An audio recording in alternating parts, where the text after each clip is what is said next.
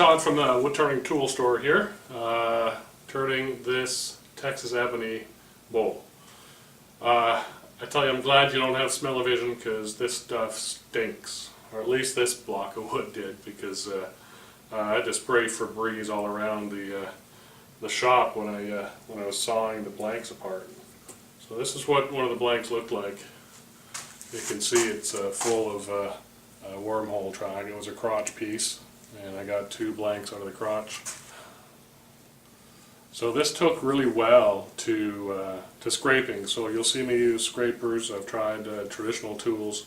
I could get the outside done with that, but the inside scraping was the best way to go. So just sand it up to 1500 and a little wax finish on it. A couple little rings. I got to put my maker's mark in the bottom. But yeah, there you go. Oh yeah, this is wood I got from Wendy down in at SWAT, during SWAT in August, Southwest Association of Turners Symposium in Waco, and Wendy Nave from Nave Sawmill gave us a log, or a crotch section of Texas Ebony. So I got this other blank for turn. I got another little blank out of that log section, so we'll have some nice little Texas Ebony bowls. So beautiful bowl. I like it. So watch the video.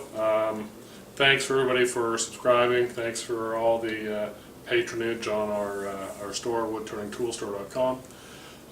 Please comment, like, and subscribe, and we'll get some more videos going here soon. Take a look at the store. We've got some new additions to the store and stuff like that. So till next time, take care. Thanks a lot. This is kind of an odd shape crotch piece of Texas Ebony. So let me reposition the camera. We'll show you how this little jig is working. Okay, so it's simply just a piece of plywood platform. I've got a right angle piece of plywood here, and on the back side I just use 2 screws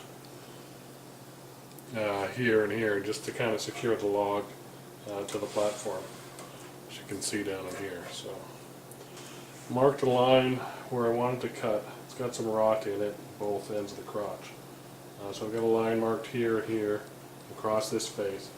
I carried that line down the spine of the log down here, and so I've used that line to I use my square, combination square, and I just sighted down this line I drew. Wiggled the log back and forth this way, and then clamped it with the clamp until I got it in the right spot where I'm going to get a cut right down that line, or pretty close to it. So then I put the screws in. They're about 3-inch screws. They're going in about 1 inch maybe. I don't think it'll affect the form that I'm going to get out of here, but because well, we'll get there when we get there. So that's how I mounted it. Now I'm going to line this line up, use my fence on my bandsaw, and cut it in half.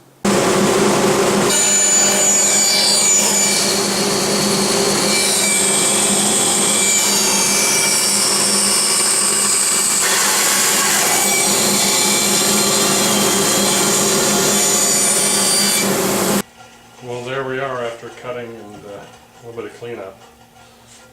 Okay, I've got the logs marked out. I've got, let's see, this one. You can see, I've got, I don't know if you can see, but I've got a circle traced out of there.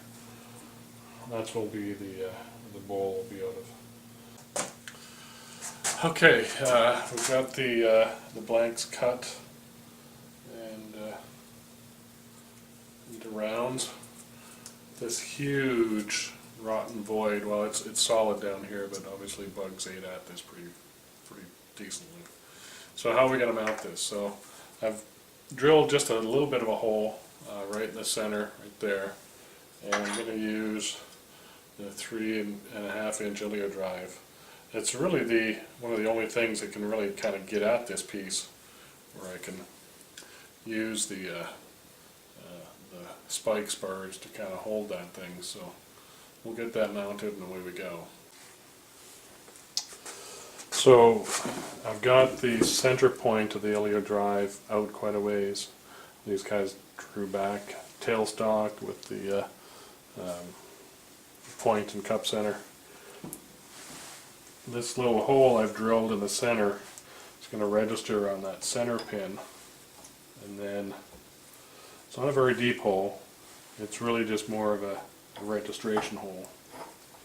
And then the other two I can land on here and over here, so that spread is far enough that I can get them landed there. So just making some minor adjustments on how I want to center this piece. I think it looks relatively good there, so I think I'll crank on the tailstock, embed these pins. They're getting embedded in there quite well, and I can't tighten those up anymore, so I think we're ready to go. Okay, we've got the lathe spinning up.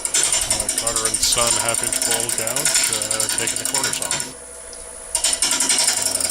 Push cut like this gets the chips so they don't fly in my face or in my arms. I'll taking the corners off. You'll see I'll switch to a pull cut here and there, and you can see the chips start piling up on your forearms.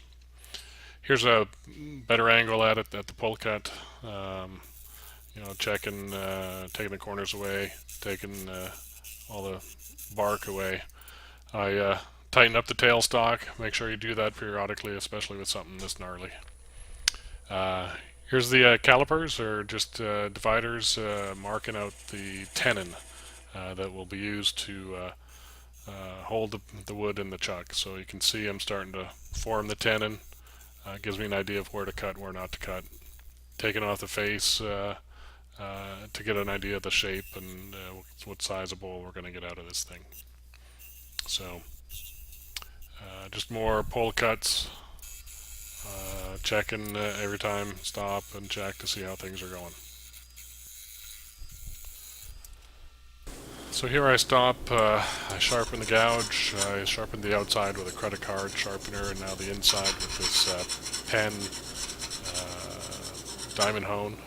And I do this, just saves me time from going to the grinder, and stay at the lathe the longer I can.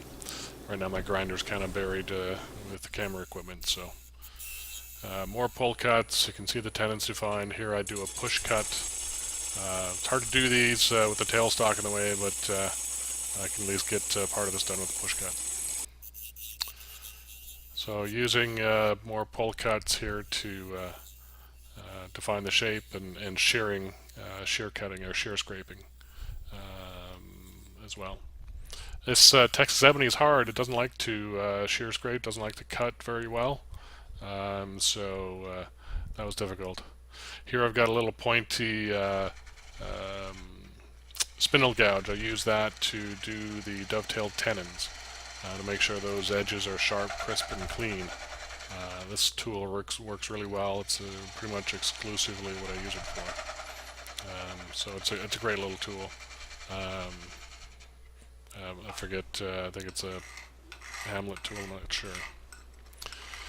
So now use my credit card hone to sharpen up the scraper. This is a square nose scraper that's actually radiused a bit, and I find that this Texas Ebony likes scraping to get a nice finish on it. So using the scraper flat on the rest here, you'll see me in a minute tip it up and use it at 45 degrees for shear scraping. So works really well. Here's the shear scrape, and yeah, it's a great way to get a nice finish on a bowl.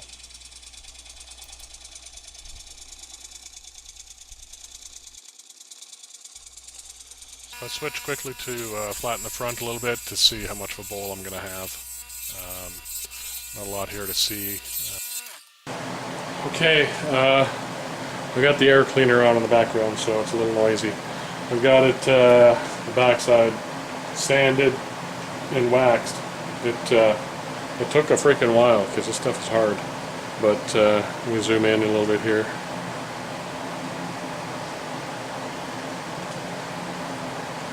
You can see the big void I've got going here.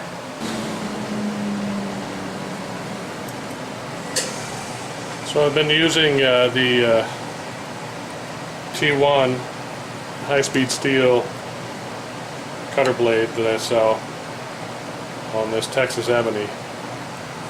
So there's one of the regular size blades, 1.5 inch long, 3/4 wide, 1/8 inch thick, and I've got it in a Robert Sorby, I think it's an RS 2000 tool.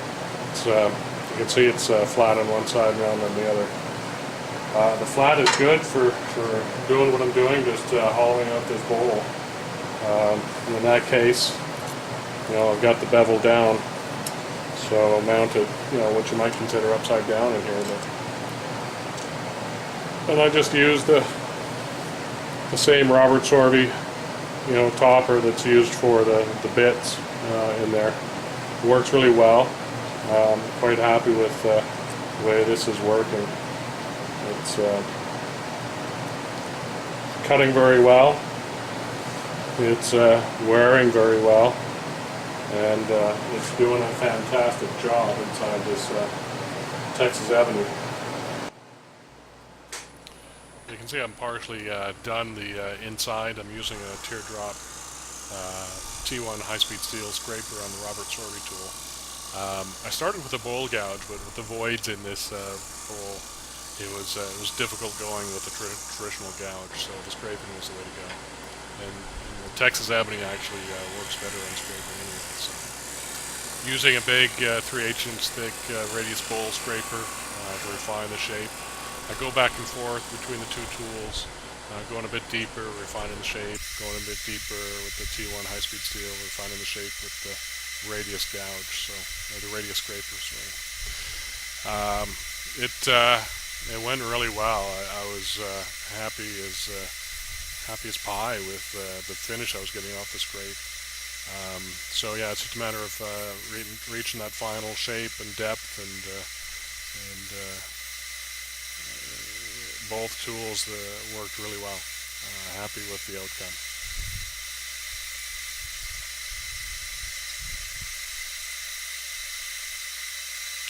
So here I stop and sharpen the scraper and get a final pass. So works really well.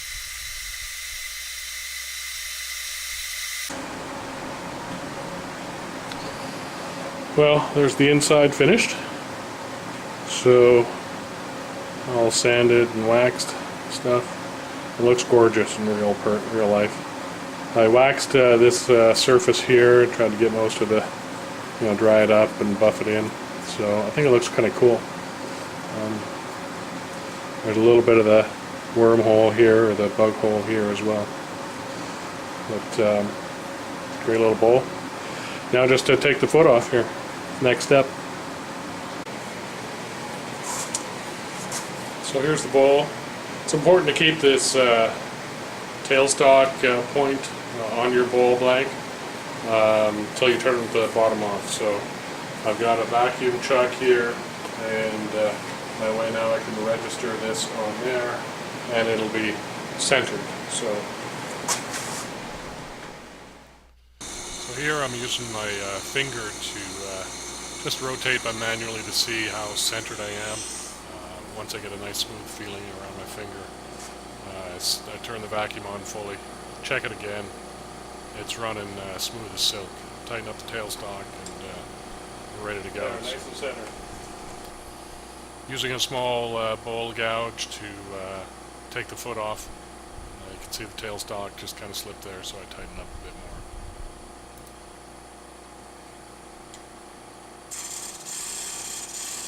Yeah, so the small bowl gouge is it's a 3/8 inch, I believe, Thompson gouge. Allows me to get nice close to the tailstock, and Decide at this point to take the foot, the tenon right off, and make a sort of a slight impression or depression, I guess, in the bottom of the bowl for the foot. Now the vacuum chuck is holding, so I pull away the tailstock and get that small pointy spindle gouge again, and take off that nub and do a final shape on the bottom, a final cut on the bottom. And then next step is to sand and sand and sand, and I used a little point tool to put a couple little grooves in the bottom, and added some wax, wax it up, and undo the vacuum here, and pull the bowl off, and Bob's your uncle. We're done. So appreciate you watching. Thanks very much.